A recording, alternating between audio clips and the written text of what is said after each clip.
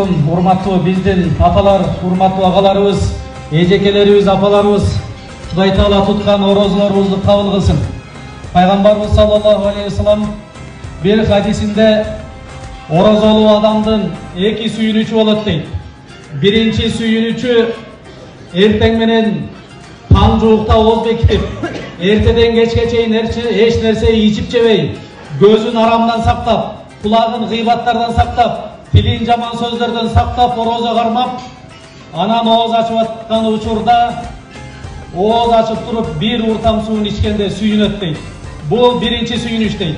Ошол орозолуу адам Аллах Таала берген өмүрдү жашап, Кудай Таала разы болгондой, Пайгамбарыбыз саллаллаху алейхи вассалам көрсөткөндөй жашап бул дүйнөдөн өткөн болсо, акыретте экинчи сүйүнүч бар дейт. Ал Аллах Тааланын орозолуу адамдар үчүн райян бейиши дейт.